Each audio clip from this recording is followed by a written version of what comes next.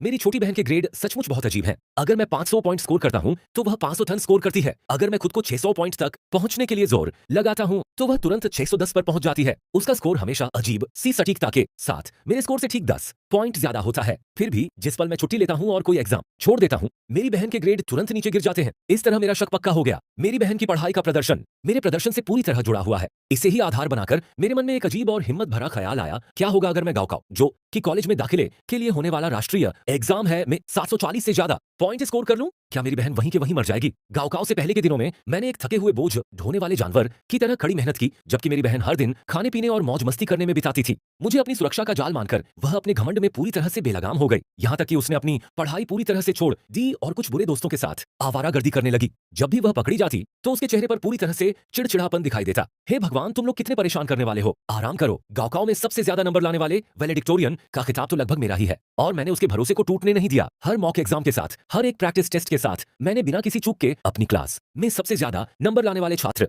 के तौर पर उसकी जगह पक्की कर दी। मेरा इरादा था कि मैं उसे नशे में डूबी हुई हालत में एक झूठे और भ्रम वाले स्वर्ग में तैरते हुए अपनी जिंदगी बिताने दूं, जबकि मैं अंधेरे में रहकर उस लक्ष्य की ओर धीरे धीरे कदम बढ़ा रहा था। 741 पॉइंट। सीनियर क्लास के आखिरी सेमेस्टर के दिन ऐसे लग रहे थे जैसे कोई धारदार चीज धीरे धीरे मेरी नसों को काट रही हो। यह ऐसा था जैसे किसी की खाल जिंदा रहते हुए उतारी जा रही हो। मैं हर दिन सुबह होने से पहले उठ जाता था और आधी रात तक सोता नहीं था। इस बीच के घंटों में खाने और बाथरूम जाने के समय को छोड़कर मैंने प्रैक्टिस के सवालों को हल करने के अलावा और कुछ नहीं किया। मैंने खुद को अपने उस छोटे से कमरे में बंद कर लिया था, एक ऐसा कमरा जहां साल भर सूरज की रोशनी नहीं पहुंचती थी और मैं एक मशीन की तरह काम करता रहता था। मेरी बहन का कमरा ठीक बगल में ही था। कभी कभी फोन पर दोस्तों से उसकी बातचीत की आवाज मेरे कमरे तक आ जाती थी, या फिर जब वह टीवी पर कोई ड्रामा लगातार देख रही होती थी तो उसके जोरदार ठहाकों की आवाज सुनाई देती थी। कभी कभी वह जानबूझकर आवाज बढ़ा देती थी, जैसे मुझे यह दिखाने के लिए कि वह कितनी बेफिक्र और आजाद हो सकती है। मुझे इसकी जरा भी परवाह नहीं थी। मैंने बहुत पहले ही शोर शराबे को नजरअंदाज करना सीख लिया था। मेरे दिमाग में बस एक ही आवाज गूंजती थी, एक नंबर जो कील की तरह मेरे दिल में चुभता रहता था, 741 पॉइंट्स। जब भी मुझे हार मानने का मन करता, मैं उस दर्द को और जोर से महसूस करता और उस दर्द को ही अपनी हिम्मत और चौकसी बनाए रखने का जरिया बना लेता। मार्च का महीना आते आते लीन शियाओ मेरे कमरे में पहले से कहीं ज्यादा बार आने जाने लगी।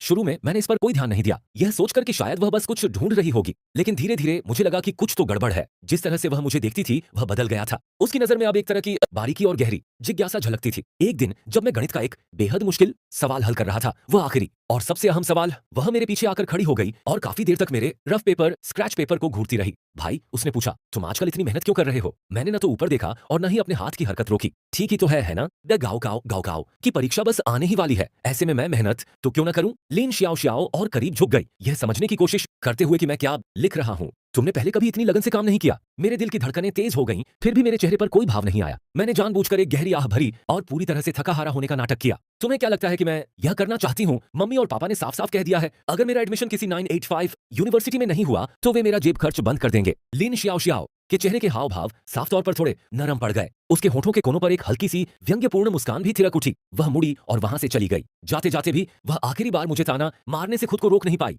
मैं चुपचाप उसे जाते हुए देखता रहा। दरवाजा बंद होने की क्लिक की आवाज आने के बाद ही मैंने दोबारा अपना पेन उठाया। मेरे होठों पर एक हल्की सी मुस्कान तैर रही थी। अच्छा है, इसी तरह मुझे कमजोर समझती रहो। तुम मुझे जितना कम आंकोगी, मैं उतना ही सुरक्षित रहूंगा। फिर भी लिन शियाओ की शंका पूरी तरह से दूर नहीं हुई थी। अगले कुछ दिनों में उसने कभी सीधे तौर पर तो कभी इशारों में मेरी पढ़ाई की प्रगति के बारे में पूछताछ शुरू कर दी। वह पूछती कि मुझे कौन सा विषय सबसे कठिन लगता है और मेरे प्रैक्टिस एग्जाम के अंकों के बारे में भी जानकारी लेती। कभी कभी तो वह जानबूझकर मेरे सामने ऐसी बातें कहती जिससे मेरा हौसला टूट जाए, ताकि मैं घबरा जाऊं और मेरा आत्मविश्वास डगमगा जाए। मैंने उसकी चालों का जवाब अपनी जवाबी चालों से दिया। हर प्रैक्टिस एग्जाम में मैं जानबूझकर अपने अंकों में हेर फेर करता, इस बात का खास ध्यान रखते हुए कि मैं बहुत ज्यादा होशियार न दिखूं। मैंने अपनी क्लास में टॉप 5 छात्रों के बीच अपनी रैंक बनाए रखी, इतनी ऊंची कि किसी को मुझ पर शक न हो, लेकिन इतनी भी ज्यादा नहीं कि बेवजह लोगों का ध्यान मेरी तरफ जाए। मेरे असली थ्रुप के पत्ते, यानी वे सबसे मुश्किल सवाल, मैंने अपने अंदर ही कहीं गहरे छिपा कर रखे थे। वे सबसे पेचीदा तकनीकें मैं सिर्फ देर रात को अकेले में ही सीखता था। जैसे ही मेरा अभ्यास पूरा होता, मैं अपने रफ पेपर के टुकड़े टुकड़े करके उन्हें टॉयलेट में बहा देता, ताकि पीछे कोई भी निशान बाकी न रहे। एक शाम जब मैं कुछ मुश्किल कंपटीशन वाले सवालों को हल करने में लगा हुआ था, तभी अचानक मुझे लिविंग रूम से कुछ आवाजें सुनाई दी। मेरी माँ और लिन शियाओ आपस में बातें कर रही थीं।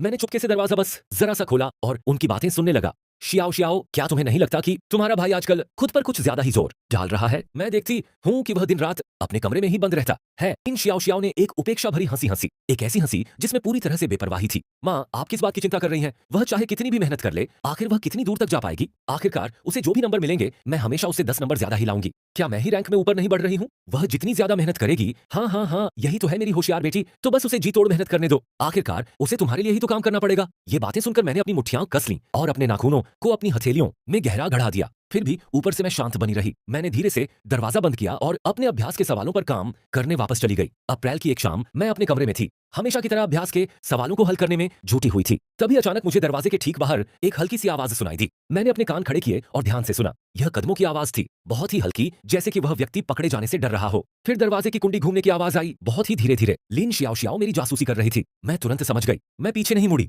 मैंने अपने काम में पूरी तरह से डूबे होने का नाटक जारी रखा, लेकिन असल में मैंने अपने हाथों में पकड़े हुए परीक्षा के पेपर को पहले ही बदलकर एक सादे बुनियादी स्तर के सवालों वाली शीट रख ली थी। मेरा सारा सचमुच का उन्नत उच्च कठिनाई वाला अध्ययन सामान बहुत पहले ही मेरी डेस्क की दराज के सबसे गहरे कोने में बंद करके रख दिया गया था। दरवाजा थोड़ा सा खुला, जिससे एक पतली सी दरार बन गई। मैंने अपनी आंख के कोने से लिन शियाओ शियाओ के चेहरे का आधा हिस्सा देखा। वह मेरी डेस्क पर रखी चीजों को झांक कर देख रही थी। मैंने जानबूझकर एक गहरी आह भरी और अपने आप से बुदबुदाई, उफ, मैंने यह सवाल फिर से कैसे गलत कर दिया? यह तो बहुत ही मुश्किल है। दरवाजा चरचराते हुए बंद हो गया। कदमों की आवाज धीरे धीरे दूर होती चली गई। मैंने अपनी पीठ सीधी की और एक ठंडी व्यंग्य भरी हंसी हंसी। लिन शियाओ शियाओ, तुम मेरे आसपास जितनी ज्यादा चौकस रहती हो, उतना ही यह तुम्हारे दोषी जमीर को साबित करता है। तुम किसी और से बेहतर जानती हो कि वे अंक असल में तुम्हारे नहीं हैं। तुम एक परजीवी के सिवा कुछ नहीं हो। मेरे बिना तुम बिल्कुल कुछ भी नहीं हो। मई के मॉक एग्जाम के दौरान मैंने 690 अंक हासिल किए। लिन शियाओ शियाओ ने 700 अंक हासिल किए, पूरी क्लास में पहला स्थान। जिस दिन नतीजे आए, उसने घर पर एक शानदार जश्न मनाया। उसके माता पिता उस पर जान छिड़कते थे, उस पर प्यार और फिक्र बरसाते थे और लिन परिवार का नाम रोशन करने के लिए उसकी तारीफ करते थे।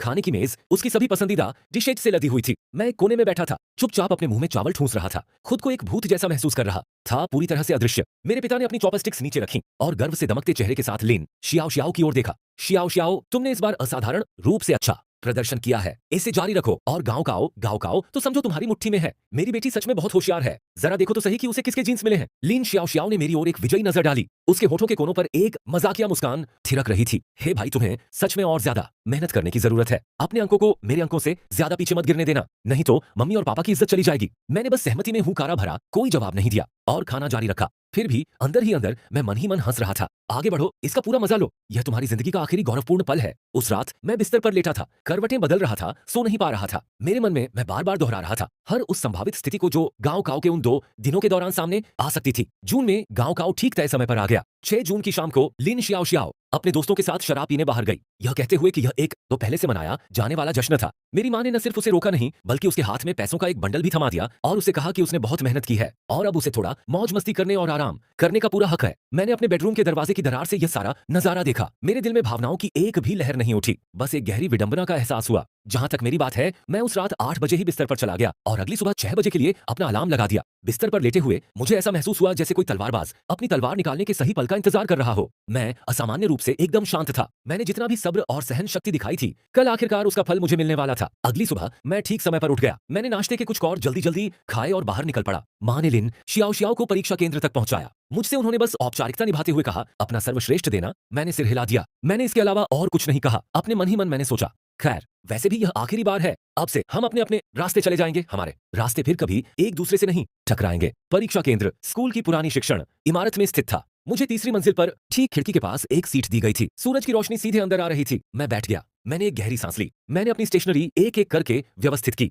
मैंने अपनी आंखें बंद कर लीं और चुपचाप अपने मन में दोहराया, तुमने इस दिन के लिए 18 साल इंतजार किया है, इसे बिगाड़ना मत। चीनी भाषा की परीक्षा की घंटी बजी। जिस पल मैंने प्रश्न पत्र खोला, मेरा दिमाग पहले से कहीं ज्यादा तेज और साफ महसूस हुआ। हर एक सवाल मुझे किसी पुराने दोस्त की तरह जाना पहचाना लगा। मैंने रीडिंग कॉम्प्रिहेंशन गद्यांश बोध वाले हिस्से में छिपे हर एक जाल का पहले से ही अंदाजा लगा लिया था। सवाल ठीक वैसे ही थे जिनका मैंने अनगिनत बार अभ्यास किया था। मेरी कलम कागज पर तेजी से दौड़ रही थी, मानो उसे कोई दैवीय प्रेरणा मिली हो। चीनी भाषा की परीक्षा खत्म करने के बाद मैं परीक्षा केंद्र से बाहर निकला। लिन शियाओ शियाओ, तुरंत दौड़कर मेरे पास आई और मेरा रास्ता रोक लिया। उसने बहुत ही शानदार मेकअप किया हुआ था, फिर भी उसकी आंखों के नीचे घबराहट की एक हल्की, लगभग न के बराबर झलक दिखाई दे रही थी। उसने मुझसे पूछा कि उसे क्या लगता है कि उसका पेपर कैसा गया। मैंने जवाब दिया, ठीक ठाक ही गया मुझे लगता है। लिन शियाओ ने अपनी भौहें सिकोड़ी और जोर देकर पूछा, ठीक ठाक मतलब कैसा ठीक ठाक? तुम्हें क्या लगता है कि तुम्हें कितने पॉइंट्स मिलेंगे? मैंने उसकी तरफ देखा। अचानक मुझे यह काफी मजेदार लगा। वह मेरा स्कोर पता लगाने की कोशिश कर रही थी ताकि वह अपने नतीजों का अंदाजा लगा सके। मुझे नहीं पता यही सच था। मुझे सच में कोई अंदाजा नहीं था। लिन शियाओ ने अपने होंठ सिकोड़े। साफ तौर पर वह इस जवाब से संतुष्ट नहीं थी,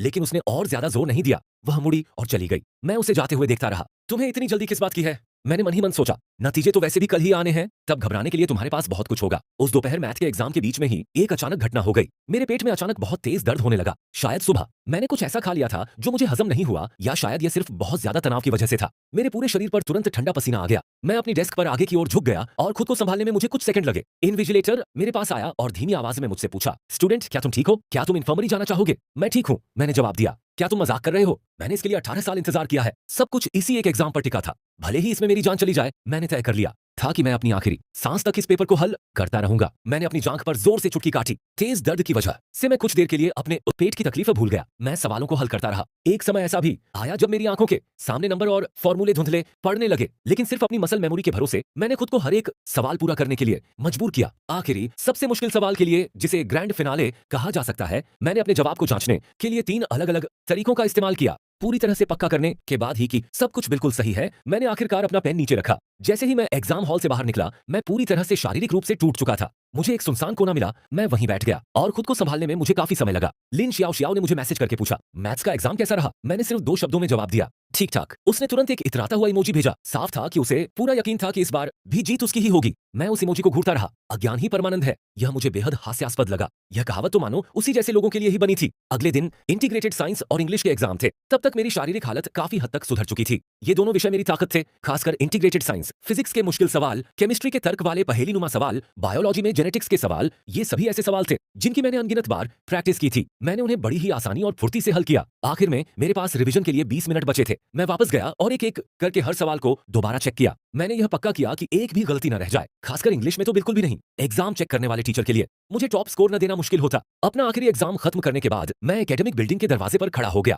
एग्जाम हॉल से बाहर निकलते हुए मैंने आसमान की ओर देखा। सूरज की रोशनी आंखों को चौंधिया देने वाली थी, फिर भी मैं जरा भी नहीं झिझका। मैं बस वहीं खड़ा रहा, बिल्कुल शांत, रोशनी को अपने चेहरे पर पड़ने दिया। 18 साल, आखिरकार मैंने यह सफर पूरा कर ही लिया। लिन शियाओ सबसे पहले दौड़कर मेरे पास आई और मुझे रोक लिया। आज उसने बेहद चमकीले रंग के कपड़े पहने हुए थे, बिल्कुल एक गर्व से भरे मोर की तरह, और उसकी आंखों में लालच की एक चमक साफ दिखाई दे रही थी। उसने मुझसे पूछा कि एग्जाम कैसा रहा? अच्छा, बेहद अच्छा। मैंने अपनी पूरी जिंदगी में कभी इतना अच्छा नहीं किया। लिन शियाओ की आंखें तुरंत चमक उठीं, जैसे वह सोने चांदी के पहाड़ों को निहार रही हो। वह तुरंत मुड़ी और अपने माता पिता को ढूंढने के लिए दौड़ पड़ी ताकि वह इसका श्रेय ले सके। मेरा भाई शियाओ ताई, उसने तो कमाल कर दिया। उसे खुशी से उछलते कूदते एकदम बेफिक्र होकर जाते देख मैं भी मुस्कुरा दिया। यह एक ऐसे शिकारी की मुस्कान थी जो अपने शिकार को सीधे अपने जाल में फंसते हुए देख रहा हो। लिन शियाओ, क्या तुम्हें अंदाजा भी है कि तुम अभी कैसी दिख रही हो? बिल्कुल उस पतंगे की तरह जो आग की लपटों की ओर तेजी से बढ़ता है, यह समझते हुए कि वह सूरज है। परीक्षा के बाद गर्मियों की छुट्टियों के दौरान लिन शियाओ ने खुद को पूरी तरह से बेलगाम छोड़ दिया। अपनी छाती ठोकते हुए उसने अपने माता पिता से वादा किया कि वह पूरे प्रांत में सबसे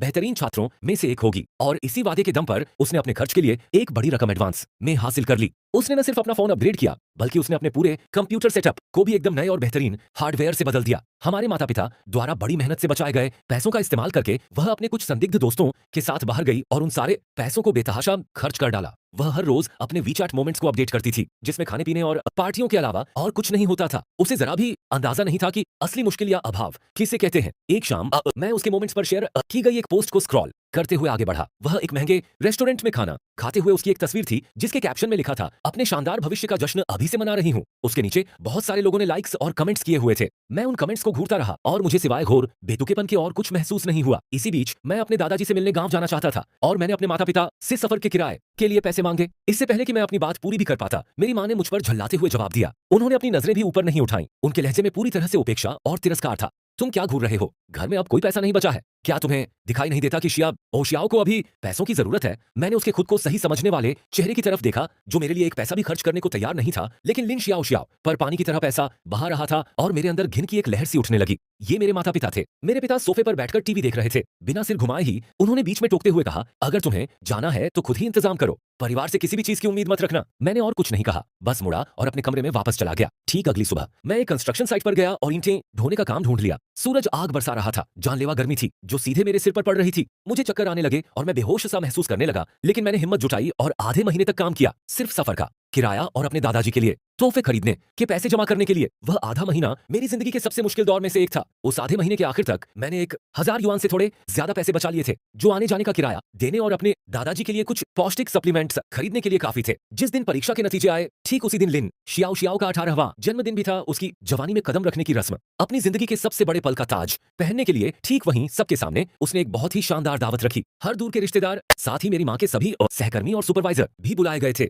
दावत हॉल के अंदर चापलूसी और खुशामद का माहौल छाया हुआ था। एक दूर का रिश्तेदार हाथ में गिलास लिए मुस्कुराते हुए चेहरे के साथ मेरे पिता की तरफ झुका। ओल्ड लिन, तुम्हारे परिवार के पुरखों की कब्रों से तो धुआं निकल रहा होगा। तुम्हारे दोनों बच्चे ड्रैगन और फीनिक्स कितने कमाल के निकले हैं। एक और रिश्तेदार ने बीच में टोकते हुए कहा, जिसकी आवाज में साफ तौर पर जलन और ताना छिपा था। बड़ा बेटा तो बस किताबी कीड़ा है, असल में तो शियाओ शियाओ ही समझदार है। वह सिर्फ होशियार ही नहीं है, उसके नंबर भी अच्छे आते हैं और वह बहुत तेज तर्रार भी है। वह अपने भाई से 100 गुना बेहतर है। युवा पीढ़ी लिन शियाओ शियाओ के चारों ओर ऐसे उमड़ पड़ी जैसे चांद के चारों ओर तारे घूमते हैं। खास तौर पर एक चचेरी बहन तो ईर्ष्या से इतनी जलभुन गई कि उसकी आंखें लाल हो गईं। शियाओ शियाओ, तुम तो कमाल की हो। एक हाथ में सिंह हुआ या पेकिंग यूनिवर्सिटी का एडमिशन लेटर और दूसरे हाथ में एक हैंडसम बॉयफ्रेंड। तुम तो जिंदगी की असली विजेता हो। जल्दी करो, नतीजे किस समय आएंगे? हम यहाँ जाओ युआनडैन के ऐतिहासिक पल के गवाह बनने आए हैं। कैसा ऐतिहासिक पल? जरा रुको। अगर उसकी रैंक काफी अच्छी आई तो सिंघहुआ और पेकिंग यूनिवर्सिटी के एडमिशन दफ्तर वे पहले से ही फोन करके उसे अपने यहाँ लेने की कोशिश करेंगे। अभी उनके मुंह से ये शब्द निकले ही थे कि फोन की घंटी बज उठी, लेकिन वह फोन उसके लिए नहीं था और सचमुच फोन फिर से बजा। इस बार वह फोन मेरे लिए था।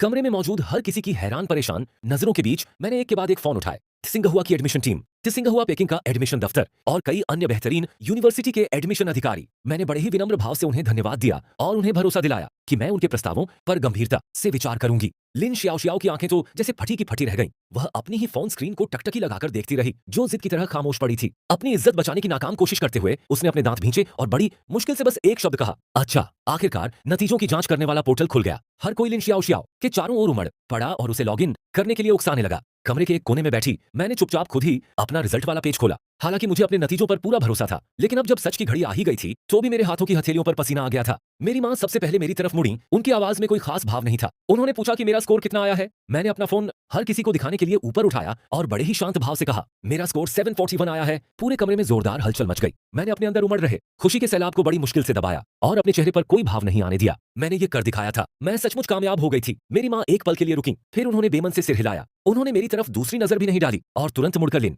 शियाओ शियाओ की तरफ दौड़ पड़ी। उनकी आवाज उत्साह से कांप रही थी। लिन शियाओ शियाओ चारों तरफ से घिर चुकी थी, न भागने की कोई जगह न छिपने की। कांपती उंगलियों से उसने कॉन्फर्म बटन दबाया। ठीक अगले ही पल उसका चेहरा जम गया। उसके चेहरे के हाव भाव देखने लायक थे, जैसे उसने अभी अभी कोई मक्खी निगल ली हो। स्क्रीन पर 3 गहरे लाल रंग के अंक चमक रहे थे। 751। लिन शियाओ शियाओ की आवाज थरथरा उठी। पूरे कमरे में सन्नाटा छा गया। एक दूर का रिश्तेदार जो असल हालात से बेखबर था, अंधाधुंध तारीफ करता रहा। अरे वाह, 751 पॉइंट्स, ये तो उसके भाई से 10 पॉइंट्स ज्यादा हैं। शियाओ शियाओ सचमुच एक जीनियस है। अगर मैं गलत नहीं हूं तो क्या गाओकाओ में ज्यादा से ज्यादा 750 पॉइंट्स ही मिल सकते हैं। माहौल पल भर में ही जमसा गया। लिन शियाओ शियाओ घबरा गई। उसके चेहरे से ठंडा पसीना बहने लगा, जिससे उसका शानदार मेकअप फैलकर धब्बेदार और बदरंग हो गया। यह जरूर सिस्टम की कोई गड़बड़ है। माहौल पल भर में जमसा गया। लिन शियाओ शियाओ घबरा गई। उसका वह शानदार मेकअप जिसे उसने इतनी मेहनत से लगाया था, अब उसके चेहरे पर जगह जगह से बिगड़ गया था और फैल गया था। ये जरूर कोई सिस्टम की गड़बड़ी होगी। शायद अभी बहुत सारे लोग एक साथ अपने स्कोर देख रहे हैं। उसने पागलों की तरह पेज को रिफ्रेश किया। उसकी उंगलियां स्क्रीन पर ऐसे जोर जोर से थपथपा रही थीं, मानो वह स्क्रीन को तोड़कर टुकड़े टुकड़े कर देना चाहती हो। एक बार, 2 बार, 3 बार वे मनहूस 751 पॉइंट्स जिद्दी की तरह जैसे कोई कील बहुत गहराई तक ठोक दी गई हो, कुल स्कोर वाले कॉलम में जमे रहे। किसी ने सुझाव दिया, किसी दूसरे फोन पर चेक करके देखो। इस सुझाव को ऐसे थामते हुए जैसे कोई डूबता हुआ इंसान बचने के लिए किसी सहारे को पकड़ता है, लिन शियाओ शियाओ ने पास खड़े किसी व्यक्ति के हाथ से फोन छीन लिया। नतीजा वही रहा, 751। वह एक अतिरिक्त पॉइंट उसे एक जोरदार चुभने वाले थप्पड़ जैसा लगा, जो सीधे उसके चेहरे पर पड़ा हो। ठीक उसी पल बैंक्वेट हॉल के दरवाजे जोर से खुल गए। शिक्षा विभाग के अधिकारियों के साथ वर्दी पहने कई पुलिस अधिकारी गंभीर चेहरों के साथ अंदर आए। मुख्य अधिकारी ने पूरे कमरे पर नजर दौड़ाई और पूछा, शैक्षिक परीक्षा प्राधिकरण को स्कोरिंग डेटा में एक बहुत बड़ी गड़बड़ी मिली है। लिन शियाओ शियाओ कौन है? आप पर सिस्टम पर जानबूझकर हमला करने या परीक्षा में बड़ी धोखाधड़ी करने का शक है। कृपया हमारे साथ चलें और जांच में सहयोग करें। लिन शियाओ शियाओ के पैर तुरंत कमजोर पड़ गए। वह सीधे जमीन पर गिर पड़ी। उसका चेहरा पीला पड़ गया था, किसी भूत की तरह बेजान। उसके पिता ने भी स्थिति की गंभीरता को देखते हुए घबराकर अपना आपा खो दिया। फिर भी उनकी पहली सोच अपनी बेटी को दिलासा देने की नहीं थी, बल्कि अनजाने में ही किसी और को बलि का बकरा बनाने की थी। उसके बाद मचे हंगामे में उसकी मां ने मुझे आगे की ओर धकेल दिया। मेरी तरफ उंगली दिखाते हुए अपनी पूरी ताकत से चीखते हुए विलाप करने लगी। मुझे माफ कर दो, वह तो बस भावनाओं में बहकर की गई एक भूल थी। मुझे माफ कर दो, वह तो बस भावनाओं में बहकर की गई एक भूल थी। मुझे सच में बहुत अफसोस है। भावनाओं का एक सैलाब। लो, फिर वही सब शुरू हो गया। मेरे माता पिता बिल्कुल ऐसे ही हैं। किसी मुश्किल पल में वे मुझे ह्यूमन शील्ड, मानव ढाल की तरह इस्तेमाल करने में एक पल भी नहीं हिचकिचाते। भले ही उनका बहाना कितना भी बेतुका और मजाकिया क्यों न हो, भले ही उनका तर्क पूरी तरह से बकवास क्यों न हो, जब तक वे अपनी प्यारी बेटी को बचा सकते हैं, उन्हें मेरे बलिदान से क्या फर्क पड़ता है। मेरा दिल पूरी तरह से मर चुका है। मैंने अपनी मां का हाथ झटक दिया। उस पल मुझे आजादी का एक जबरदस्त एहसास हुआ। मैंने जोकरों के इस झुंड को ठंडी नजरों से देखा। मैं हैकर नहीं हूं, मैं लिन फेंग। पूरे प्रांत मेन साइंस का सबसे ज्यादा नंबर लाने वाला छात्र लिन शियाओ शियाओ वह है जो वहां खड़ी है। वही है जिसने वह मानवीय चमत्कार किया, 751 नंबर हासिल किए। मेरे पिता गुस्से में आग बबूला होकर आगे बढ़े और मेरे गाल पर थप्पड़ मारने की कोशिश की। मैंने उनकी कलाई को लोहे जैसी मजबूत पकड़ से जकड़ लिया। मेरी घूरने वाली नजर इतनी तेज थी कि उनके दिल में दहशत बैठ गई। आगे बढ़ो, मुझ पर हाथ उठाने की कोशिश करो। अधिकारी ठीक मेरे पीछे खड़े हैं। और जहां तक मेरी बात है, अभी सिंघुआ और पेकिंग यूनिवर्सिटीज मुझे अपने यहां दाखिला देने के लिए आपस में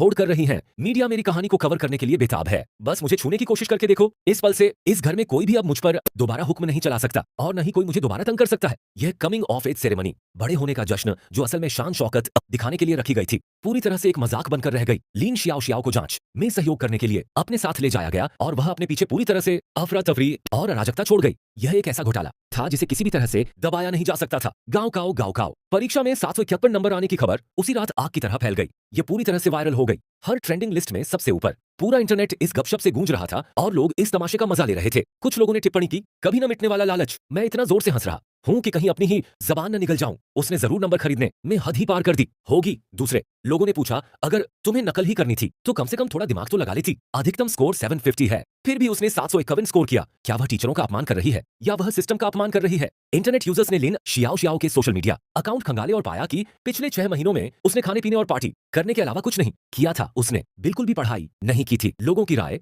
पूरी तरह से लिन शियाओ शियाओ के खिलाफ हो गई। हर किसी ने मान लिया कि उसने अपने स्कोर बदलवाने के लिए अपने रसूख का इस्तेमाल किया था, लेकिन गलती से उसके हाथ से ज्यादा ही बदल गए। जैसे जैसे मैं उन कमेंट्स को पढ़ता गया, मुझे एक ऐसा संतोष महसूस हुआ जिसे शब्दों में बयान नहीं किया जा सकता। 18 साल मैंने इसी पल के लिए 18 साल इंतजार किया था। आखिरकार सच्चाई सबके सामने आ गई थी। जांच के नतीजे जल्दी ही आ गए। लिन शियाओ शियाओ की आंसर शीट में कुछ गड़बड़ियां मिली। मल्टीपल चॉइस सवालों के उसके जवाब समझ से बाहर थे। नतीजतन जब उसका कुल स्कोर जोड़ा गया तो वह अधिकतम संभव स्कोर से 1 पॉइंट ज्यादा निकला। यह गलती ऑटोमेटेड स्कैनिंग प्रोसेस के दौरान हुई थी। हालांकि ऐसा कोई सीधा सबूत नहीं था जिससे यह साबित हो सके कि उसने अपनी आंसर शीट के साथ छेड़छाड़ की थी। फिर भी निष्पक्षता को ध्यान में रखते हुए शिक्षा विभाग ने बैकअप एग्जाम पेपर वाले प्रोटोकॉल को लागू करने का फैसला किया और उसे दोबारा परीक्षा देने का आदेश दिया। जब यह खबर उसके घर पहुंची तो लिन शियाओ शियाओ सोफे पर लेटी हुई अपना फोन चला रही थी। यह सुनकर कि उसे दोबारा परीक्षा देनी होगी, वह झट से खड़ी हो गई। उसका चेहरा तुरंत ही पीला पड़ गया। उसे दोबारा परीक्षा देनी थी।